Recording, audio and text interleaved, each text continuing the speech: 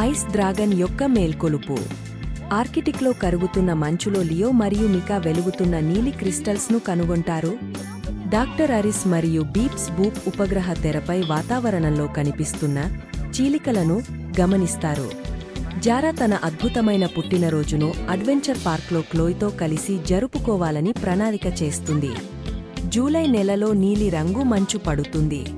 Zara ఒక వింతగా మెరిసే మంచు తునకను పట్టుకుంటుంది. ఆకాశం నుండి కప్పలు కురుస్తాయి. ఫ్లఫీ అనే నక్క వాటిని పట్టుకోవడానికి ప్రయత్నిస్తుంది. డాక్టర్ అరిస్ ఒక భారీ సునామీ ఏర్పడుతున్నదాన్ని చూస్తారు. బీప్ బూప్ ముద్రిస్తుంది. చాలా నీరు, చాలా పెద్దది. సునామీ నుంచి తప్పించుకోవడానికి జారా మరియు క్లోయ్ ఫెర్రిస్ వీల్ను అత్యున్నత స్థాయిలో ఆపివేస్తారు. ఒక అడవి జూ ఒక్కసారిగా గడ్డకట్టిపోతుంది. ఒక కోతి టోపీ దొంగలించగా పిల్లలు నవ్వుతారు. హిమనినదం మీద ఏర్పడిన తుఫాను ఒక విశాలమైన, గర్జించే ఐస్ డ్రాగన్గా మారుతుంది.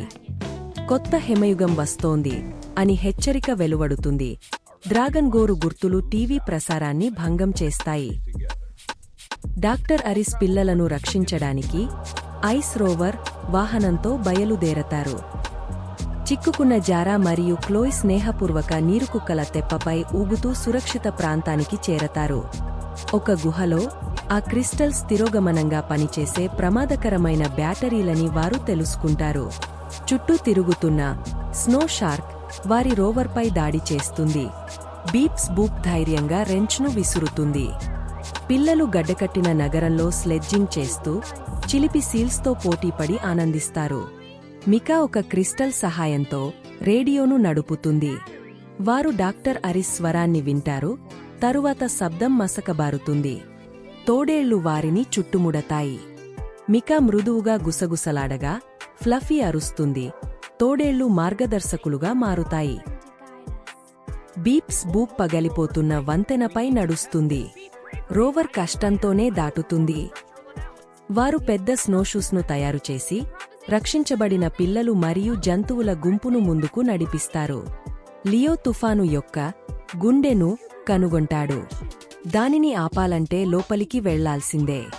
డాక్టర్ అరిస్ను కాపాడేందుకు బీప్స్ బూప్ తన బ్యాటరీతో రక్షణ కవచాన్ని సృష్టిస్తుంది. డాక్టర్ అరిస్ లియో మరియు మికాను కనుగొంటారు. డ్రాగన్ గుండె కొట్టుకుంటుండగా వారు ఆనందంగా కౌగలించుకుంటారు. వారు డ్రాగన్ గుండెను చల్లబరచాలని నిర్ణయిస్తారు.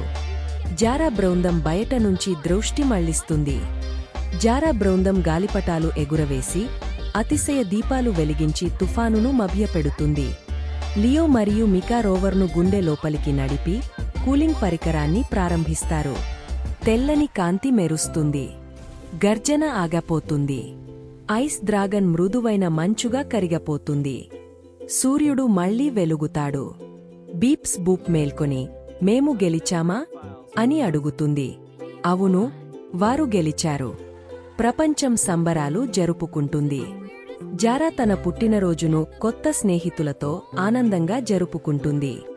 ఫ్లఫీ తుమ్మగా ఒక చివరి క్రిస్టల్ బయటపడుతుంది. లియో మరియు మికా దానిని జాగ్రత్తగా తమ జేబులో పెట్టుకుంటారు. నిజమైన శక్తి దాచిపెట్టడంలో కాదు, అందరూ కలిసి మంచి కోసం ఉపయోగించడంలోనే దాని అసలైన విలువ ఉంది.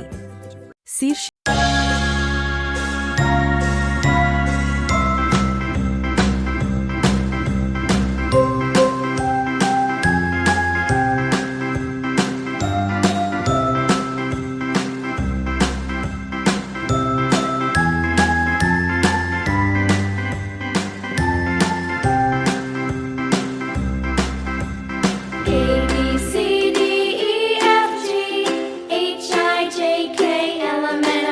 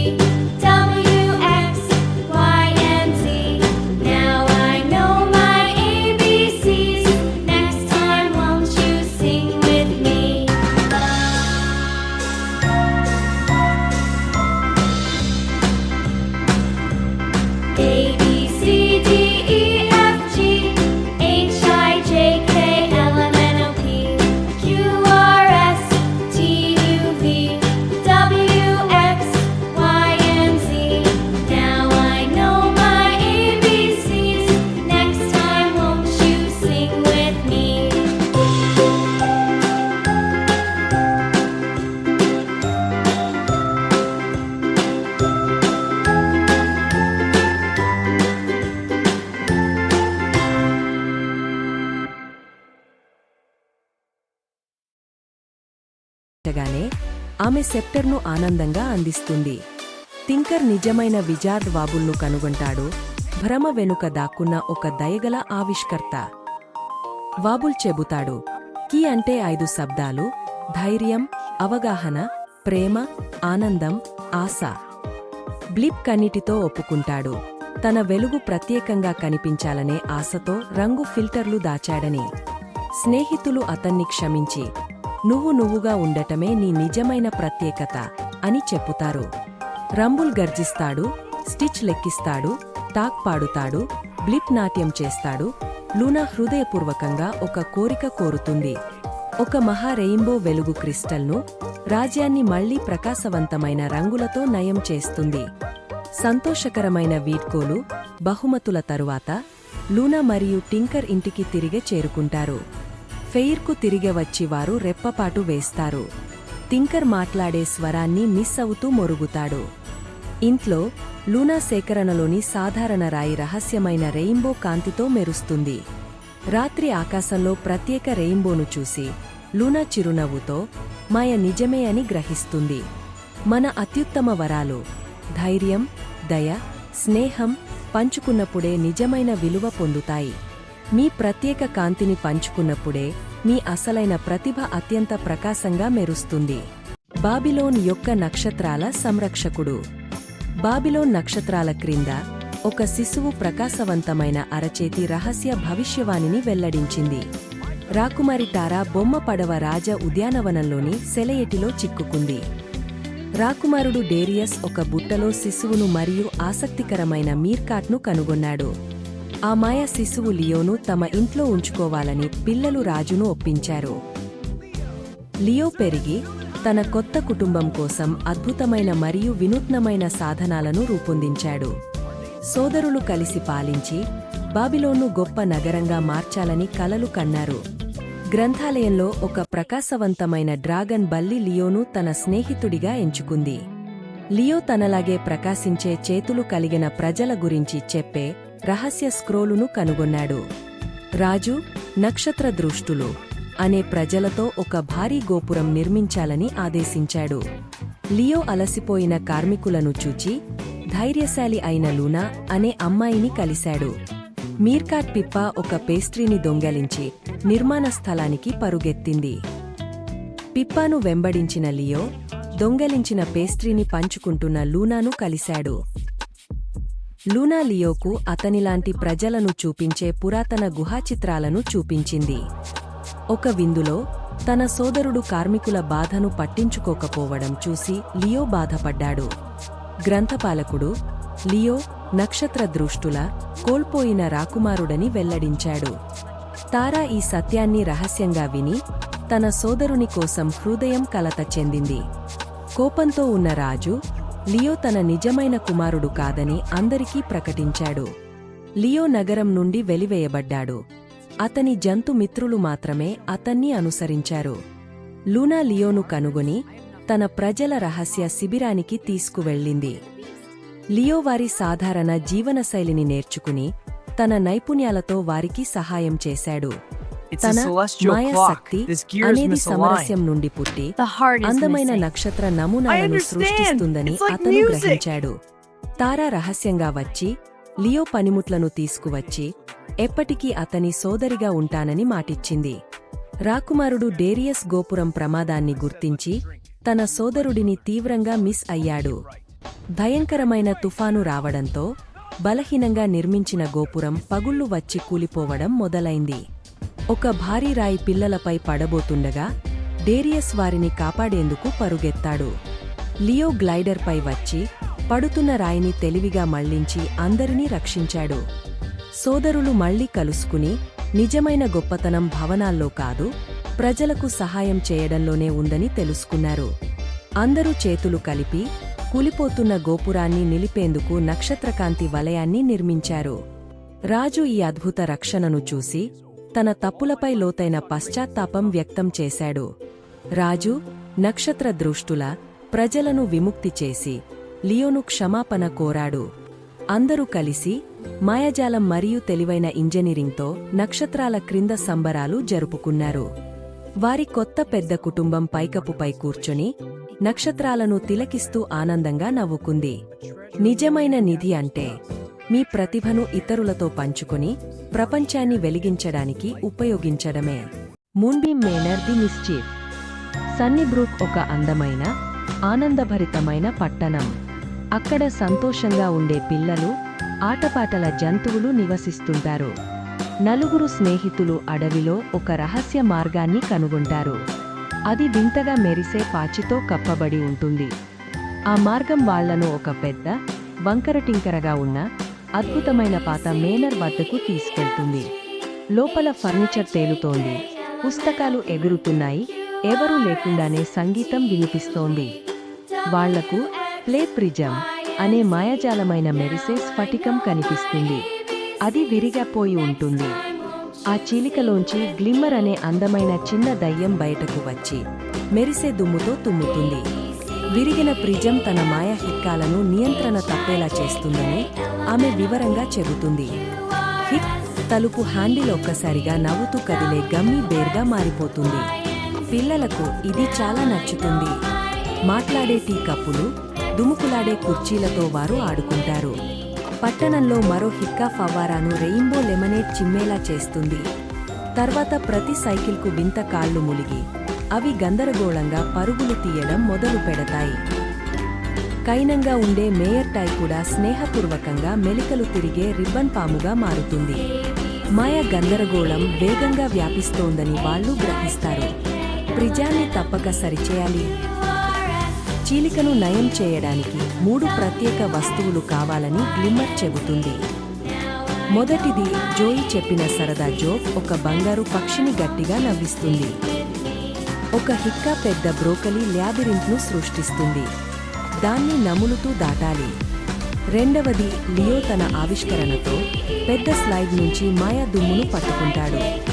మరొక భారీ హిక్కా గడియార గోపురం నుంచి చాక్లెట్ చుక్కలు కారేలా చేసి పుస్తకాలను ఎగరిపోవేలా చేస్తుంది. మేయర్ పారిపోయే కారును వెంబడిస్తుండగా పిల్లలు గ్లిమ్మర్ను ఒక బుట్టలో దాచేస్తారు. చివరి పని ఓ పట్టణంలోని అతి గంభీరమైన వ్యక్తిని నిజంగా నవ్వించాలి. వాళ్ల ఫన్నీ ముఖాలు, జోకులు పనిచేయవు. కొత్త ఆలోచన అవసరం అవుతుంది. వాళ్లు జోకులు ఆపి ఆనందంగా అతని తోటలో సహాయం చేయడం ప్రారంభిస్తారు. వాళ్ల ప్రేమతో చేసిన పనిని చూసి అతను లోతైన, హృదయమైన గర్జించే నవ్వు నవ్వుతాడు. మాయా శక్తి మొత్తం మేనర్ను కదిలించగా వాళ్లు తిరిగి వేగంగా పరుగెడతారు. 3 వస్తువులను కలిసి ఉపయోగించి మెరిసే ప్రిజాన్ని విజయవంతంగా మరమ్మత్తు చేస్తారు. మాయా శాంతిస్తుంది. చాక్లెట్ గట్టిపడుతుంది. పుస్తకాలు నేలపై దిగుతాయి. పట్టణం ప్రశాంతమవుతుంది. సన్నీబ్రూక్ మళ్లీ సాధారణంగా మారుతుంది. కాని ఇప్పుడు అందరూ మరింత స్నేహపూర్వకంగా, సంతోషంగా ఉంటారు. గ్లిమ్మర్ వాళ్లను ప్లే గార్డియన్స్ గా ప్రకటిస్తుంది. వారు తేలుతూ టీ పార్టీతో వేడుక చేసుకుంటారు. ఆ రాత్రి మృదువైన వెలుగు, స్నేహపూర్వక హిక్కా మరిన్ని సాహసాల వాగ్దానం చేస్తాయి. మేయర్ డెస్క్ మీద అతని టోపీ చిరునవ్వు పెంచుకుని కన్ను రెప్పపాటు చేస్తుంది. గుర్తుంచుకోండి, ఆనందం ఒక గొప్ప నిధి. The glittering galaxy guardians. Lumina గ్రహంపై ఆనందంతో నిండిన గెలాక్సీగ్లో పండుగ జరుగుతోంది. ఎటు చూసినా కాంతి, నవ్వులు మెరిసిపోతున్నాయి. ఒక చీకటి, సుడిగుండంలాంటి పోర్టల్ తెరుచుకుంటుంది. నిశ్శబ్దమైన వైడ్ తన రహస్య పరికరంతో బయటకు అడుగు పెడతాడు. వైడ్ తన క్రోమాసైఫర్ను పనిచేయించగానే అన్ని రంగులు, వెలుగు, ఆనందం ఒక్కసారిగా మాయమవుతాయి. కెప్టెన్ కోమెట్ మరియు రాకీ ఎదురుదాడి చేస్తారు, కాని వారి శక్తులు బూడిద రంగులోకి మారి బలహీనపడతాయి. వైడ్ అదృశ్యమై మొత్తం గెలాక్సీని రంగులేనిదిగా వదిలేస్తాడు. లూనా తన తండ్రికి అన్నీ తిరిగే సరిచేస్తానని వాగ్దానం చేస్తుంది. వారి నిశ్శబ్దమైన అంతరిక్ష నౌకలో జీవితం ఇంకా నిస్సారంగా బూడిద రంగులోనే కొనసాగుతోంది. లూనా తన తల్లి చేసిన క్వాంటమ్ స్పార్కిల్స్ పరిశోధనను కనుగొని అద్భుతమైన ఆలోచనను పొందుతుంది. లూనా గ్లిమ్మర్ మరియు రాకీని వెతికి కలుస్తుంది. వారు తమ ఆనందం, ప్రకాశం కోల్పోయి ఉన్నారు. కాలంలో వెనక్కి ప్రయాణించే తన ప్రణాళికను, స్పార్కిల్స్లెట్స్ రహస్యాన్ని లూనా అందరికీ తెలియజేస్తుంది. 3 అద్భుతమైన గ్రహాల్లో దాచిన 3 స్పార్కిల్ జెమ్స్ను వారు కనుగొనాలి. క్యాండీ వర్షాన్ని తప్పించుకుంటూ రాకీ భారీ లిక్టంగ్ రాక్షసుడి దృష్టి మళ్లించేందుకు నృత్యం చేస్తాడు. స్టార్ పప్పీ తుమ్మడంతో మెరుపులు చెలరేగి వారు పింక్ జెమ్ను పట్టుకుంటారు. నవ్వుల జలపాతం దగ్గర అందరూ ఆపుకోలేని నవ్వులో మునిగపోతారు, కెప్టెన్ కోమెట్ కూడా. గ్లిమ్మర్ టిక్లిష్ ఆక్టోపై రహస్యాన్ని తెలుసుకుని వాటిని గలిగింతలు పెట్టి పసుపు జెమ్ను దక్కించుకుంటుంది. చివరి నీలి జెమ్ కోసం గురకలు పెట్టే భారీ డ్రాగన్ను వారు మెల్లగా దాటుతారు. డ్రాగన్ మేల్కొంటుంది. అది భయంకరం కాదు, ఒంటరిగా ఉండి కౌగలింత కోరుతోంది. టైం మెషీన్ పగలిపోతుంది. లోపల క్యాండీ, నవ్వులు, డ్రాగన్ గురకలు కలగలిసిపోతాయి. లూనా, గ్లిమ్మర్ కలిసి పనిచేసి స్నేహమే అసలైన శక్తి అని గ్రహిస్తారు. వైట్ దాడి చేసి జెమ్స్ను దోచి అందర్నీ జిగట బూడిద మట్టిలో బంధిస్తాడు. చిన్న స్టార్ పప్పీ టెలిపోర్ట్ చేసి వైట్కు ప్రేమతో నక్కి ఆశ్చర్యపరుస్తుంది. పోర్టల్స్ తెరుచుకుని కొత్త స్నేహితులందరూ రంగు కోసం పోరాడేందుకు వస్తారు. క్యాండీ రాళ్ళు, మెరిసే కాంతులు, సరదా ట్రిక్స్తో ఉత్కంఠభరితమైన యుద్ధం మొదలవుతుంది. లూనా జెమ్స్ను పట్టుకోగా వైట్ దాడి చేస్తాడు. కెప్టెన్ కోమెట్ ముందుకు దూకి రాయిగా మారిపోతాడు. లూనా కన్నీళ్లు జెమ్స్ను వెలిగస్తాయి. అందరూ చేతులు కలిపి స్నేహపు మహా ఇంద్రధనుస్సును సృష్టిస్తారు. ఇంద్రధనుస్సు వైడ్ను తాకి అతన్ని క్రోమా అనే దయగల నక్షత్ర చిత్రకారుడిగా మార్చుతుంది. ఇంద్రధనుస్సు కెప్టెన్ కోమెట్ను తిరిగే జీవింపజేస్తుంది. అందరూ ఆనందంగా కౌగలించుకుంటారు. డ్రాగన్ రైడ్స్, రాక్షస ఐస్ క్రీం, మెరిసే ఆకాశాలతో భారీ వేడుక జరుగుతుంది.